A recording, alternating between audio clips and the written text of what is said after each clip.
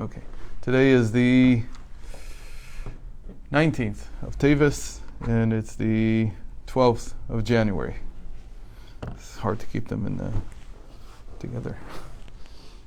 Actually, it can't be the 12th. It is the 12th? Okay. I believe you. Okay. So, in the fifth reading of the first parsha, the first portion of Exodus, which is Shmot. So we read that what exactly Moshe's mission is. So as a part of the mission, it's always a little bit difficult to understand what's going on. He tells them that at the end, when they will come out of Egypt, they're going to take with them all the treasures of Egypt. And this wasn't just the first time he said this. God said this already to Abraham. He said they would come out of their exile with great property, or great possessions. Rechush gadol.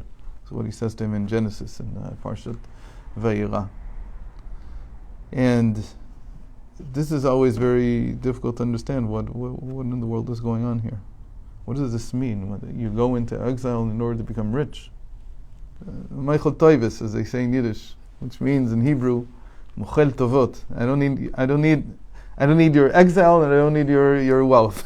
I give up. I don't need the whole thing. I forfeit the whole thing to begin with. Why do I need this? Okay, so the truth is that really what it's talking about is how all of life is, because the soul coming down into the body is an exile.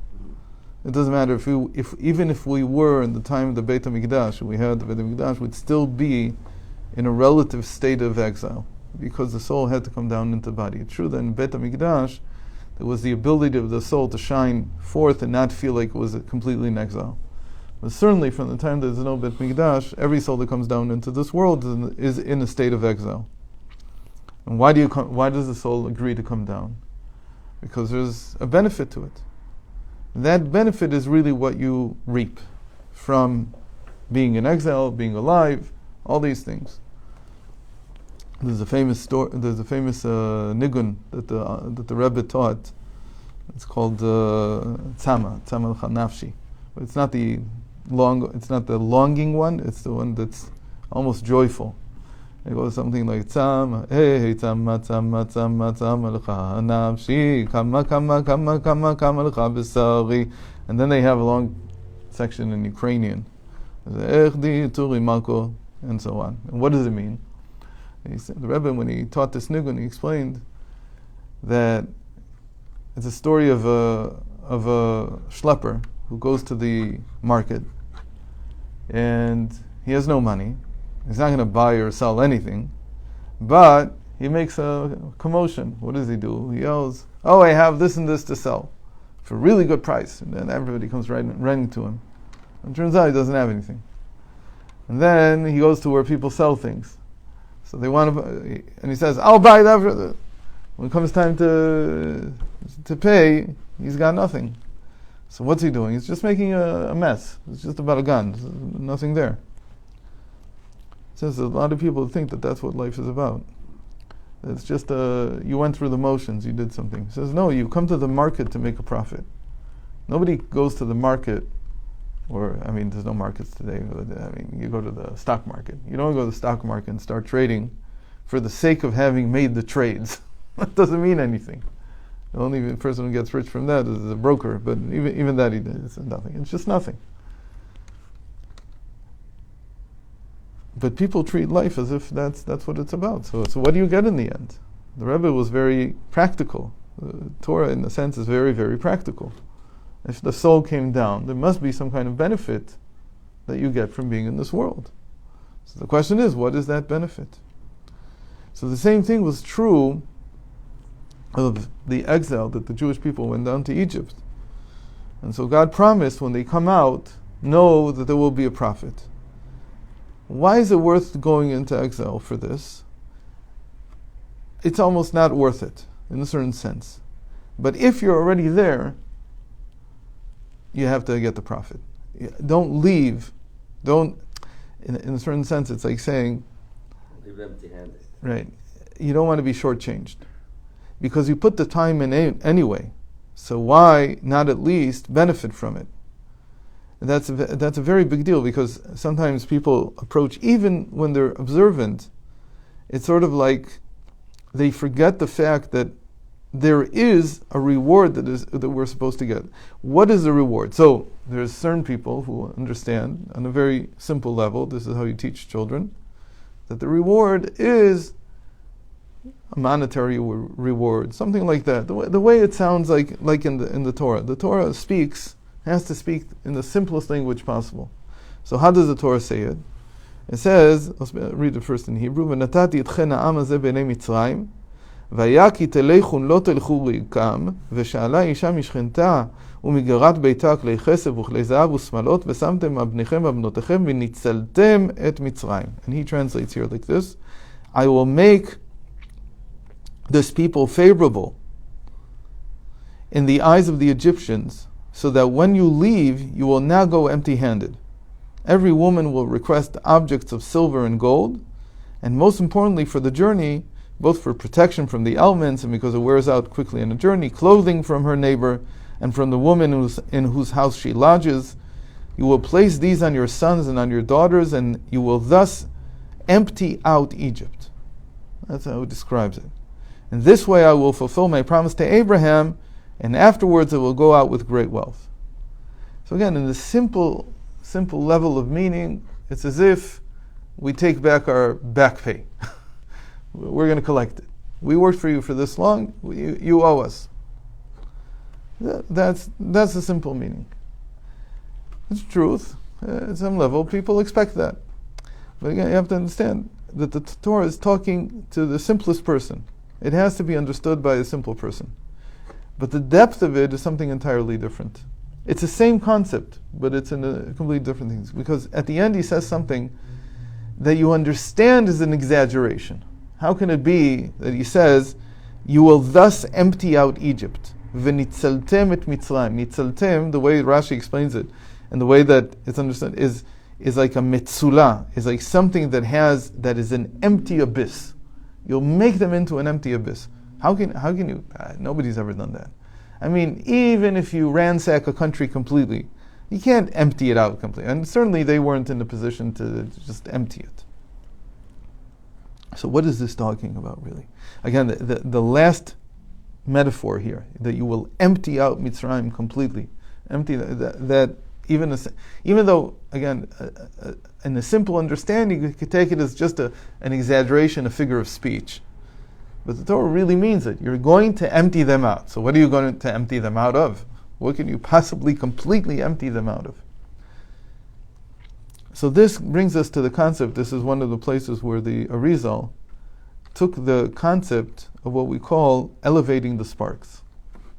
Elevating the sparks means that anything that we come in contact with in life has a certain treasure in it, which is like a spiritual treasure that we need to unearth and take out.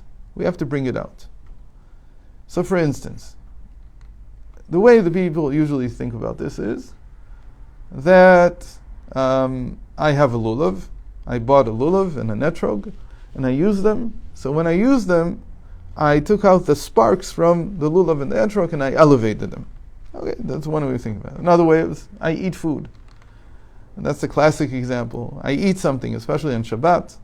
I eat the chalot, and they bring me energy, and that is elevating the sparks. So people think about it like it's a type of energy. But in truth, those are the very tip of the simple examples. The more difficult concept of elevating the sparks to understand is that this is how history progresses. What does it mean that this is how history progresses? It means that humanity as a whole, not just the Jewish people, is constantly engaging the world in a certain way in each period of history. And that changes from time to time. For instance, it used to be in the past that there were sparks in the fields that the only way to elevate was through manual labor. Meaning people went out, Yetzeh Adam lefoalo u'le'avodato adei arev, as it says in Baruch Nafshi in Psalms. in Tehillim. A person goes out to the field and he works from morning to evening, and that is his act of elevating the sparks. Now, sometimes a person does this for a whole lifetime, and he sees no progress. What did he do? He only sustained himself. He worked the field. It, on good years, gave him a lot of produce. On bad years, not so much. And he lived 70, 80 years, and he lived off this field. But he never got to see that the field was finished. What do you mean? Because every year he came back and he did the same thing again and again and again. On a grander scale, humanity eventually finished elevating the sparks out of the field. How do we know? Because because there are many fields, especially in Europe and America, in Israel, that nobody does that anymore. There's no manual labor involved anymore. You have to go out to the field, but it's all machines now. So what happened? In a certain sense, the sparks are gone, they're finished. You can't, let's give another example. A person says, there are people like this is very common actually. He says, I don't want to hear about the Talmud.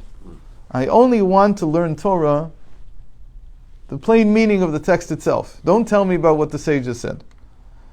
So what's he doing? He's saying that as far as I'm concerned, I can go back into the field and use manual labor, and that's going to be called elevating the sparks, which is kind of ridiculous. If somebody goes out into a farm, he goes out and he says, I'm really good. I can plow with one hand. So people look at him saying, we don't plow with any hands. We have big machines that plow. What are you talking about? What help are you for us? There's nothing you can do. If you don't know how to work one of these machines, you're not elevating sparks. You're not doing anything in the world. You're just wasting time. So if a person comes and says with the Torah, I want to go back to first principles, and I want to learn the Torah as if there's nothing here that was ever said. Like, go back in time. So what is he doing? It's not that it's wrong. You can plow with your hands. You can plow with a hand plow. But nobody does that anymore. Why? Because we realize that we're beyond that already. That's not where it is now. So you could do it. It's not wrong to learn that way, but you're missing where we are. You're not concurrent. You're not modern. You don't understand where we are. We've already done that. That's already been plowed. It's been worked using hand tools. We're now at a stage where we have the sages, and we have the Shulchan Aruch, and we have Chassidus, and we have all the Midrashim. We're in a completely different stage. Again, we're not telling you don't go and learn the simple meaning, but you also have to learn how to use the big machinery. And the big machinery is all the literature that has been developed over 2,800 years of Torah. And more has been added, more and more and more. So you have to be up with the times. You have to understand where things are right now. So we respect very much the past, but we understand that we see the past now in the light of all the work that's already been done. So we still respect the field. We know that the field can still grow produce, but we don't use hand plows anymore. It's not where it's at. So when you finish something completely, then you've elevated all the sparks. Now fields are not completely finished because they still give produce. It's just that the way they're done is different now. But there are things that are completely finished. You can't do them anymore. For example, in the past, 2,000 years ago, they didn't have paper. And books were unheard of. At most they had scrolls. And they wrote the scrolls on papyrus. Or they wrote it on clay tablets. They weren't scrolls, they were tablets. Or they wrote, but it was the whole thing was very tedious and unruly. It wasn't comfortable. There was no way to really keep knowledge that way. So they had scrolls, and that was very interesting, but the real way that people learned, the way that people passed on traditions, they passed on knowledge, not just a story, was orally. That's why we have a concept called the oral Torah, Torah Shabbat Peh. But 1800 years ago, 1800 years ago came Rebbe, and he said, I'm going to change the halacha. He had to change the halacha. And he said, even though the oral tradition is not supposed to be written down, since we now have the way to write, so from now on, we're going to write this down. It's a whole change. Now, if somebody will try to recreate what it was like to live 2,000 years ago and to know the entire Mishnah by heart, it's a big waste of time. You can do it. It's not impossible. People can do it. There are people who actually do it. But really, that's not how we work anymore. We have the Mishnah written down. And so it's true that we want to know it as much as we can by heart, but that's not our work. If a person has a talent and he remembers, he has like a photographic memory and he remembers it, again, we call it photographic memory. We don't call it an auditory memory. And he remembers by himself, so it's a great thing. It's wonderful. But to work on that, to know that specifically, that's like trying to go to plow the field with a hand plow and with an ox. Instead, you have a book, and the book has all of it. Every generation, when things change. Now, why did Rebbe do that? It was also because he knew that since paper is now becoming more accessible, if you try to continue the old way, you will lose the Torah. If you try to continue saving Torah by putting it in people's minds, you'll lose. Why? Because they're going to stop memorizing anyway, regardless of what you do, because now paper is more common. The moment that we have internet, for instance, to live just on physical books is a losing battle. Why? Because in 20 years, the only place you'll find books is in a shul. Because it's over. It's finished. People are not going to use books the same way. Everything changes. In a certain sense, we've already taken out all the sparks out of written books. We've made it like Egypt. It's like a mitzula she'en badagim. It's like an abyss that has nothing in it anymore. Everything is moving, but that's the greatness of Judaism. That even though the history changes and the world changes, you take the same principles and you apply them to the new situation. So one of the big things now is, you've probably all heard about this, there's AI that's doing things that we didn't have before. So I'm old enough that when we wanted to write a research paper, we had to go to the library. We had to collect some books. We had to open it up, and we had to do research. That's why it's called a research paper. But I think it's been like 20 years that nobody's done that anymore. And nobody cares about libraries. Why? Because you go on Google, and if you want to read a book, you go to Amazon, and you download it to your Kindle or whatever it is, and it's finished. So how do people write papers? Well, for 20 years, they've been doing research on Google. And whatever information. Now, when somebody who knows how to do research sees the information that Google gives, there's nothing to write home about it. It's terrible. It's really terrible. You cannot base yourself on that. Most of the information is simply false. But the person who doesn't know what books are, and he doesn't know how to go back, when I started my doctorate, so one of the things that I bought was the Encyclopedia Britannica of 1911. It's a set of 21 books, 1911, Encyclopedia Britannica. What was so important about it? That was the last year in which they had all the good information that afterwards they took out, because they had to make room for all the scientific discoveries that happened from 1900 to 1910. So they changed the whole encyclopedia. So it was information that was only available there. You can't get it anywhere. You can't find it on Google. It doesn't exist because Google only has the Encyclopedia Britannica from 1986 or 87. So nobody even remembers this. And if you really are an expert in a topic, you know that you can't rely on Wikipedia. It's nonsense. It's just not good enough. But what can you do? That's all this generation knows. And now there's going to be a generation that doesn't even know Google.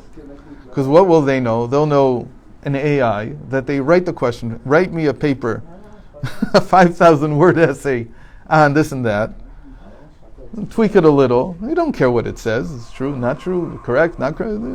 They don't know anymore. And that will be the information now. Now, as people look at this and say, oh no. the world is going to go to pieces because there's not going to be any real information. It's all going to be this AI-generated nonsense. And really, it doesn't. I'm saying nonsense. I'm exaggerating. It's not nonsense. It's just not deep. It's just not. There's no critical thinking there. But that's all that's going to be accessible. That's all that people are going to have. So what's the world going to become? So people say it's going to become very shallow. People are not going to think very. Still, what this signifies is that we're finished. Really, the way you need to look at it is that we're finished with the previous stage. It's like Egypt. It's finished. You don't have to go back there anymore. You don't need to go and plow your field with an ox and with a hand plow and say, oh, this is so much better. It's not. It's finished. That's it. There's no more sparks there to be had. And you have to think about what kind of sparks are going to come out of this new type of AI, thinking, doing whatever it's doing. And that's also human existence. Every time that we progress in history, it's a new type of human existence. And we have to figure out, so what are the sparks that need to be brought out of this? In the same way that Baruch Hashem, just because we have internet, so you can ascribe a lot of the tshuva revolution to the internet. Because you get a guy in Montana who has no way to ever learn anything, and he goes on YouTube, and he can hear the entire Torah today. That's unbelievable. When I was in my teens, I lived in Baltimore. Actually, when I was younger, when I was in Cleveland in my really early teens, I was looking for someone to teach me Talmud seriously. And there was nobody. The only place I could go was to Telz Yeshiva. And I didn't drive. I was 13 or 14.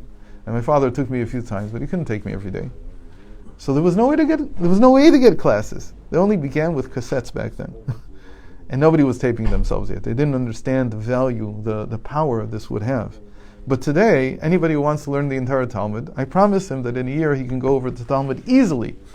He can go into Sefaria, and he can just read Rabbi Steinsaltz's translation. And it doesn't take more than an hour a day to read 7 pages, and you're finished in a year. Are you going to know everything? You're not going to know everything, but you understand everything. You've seen it all. There's no excuse now.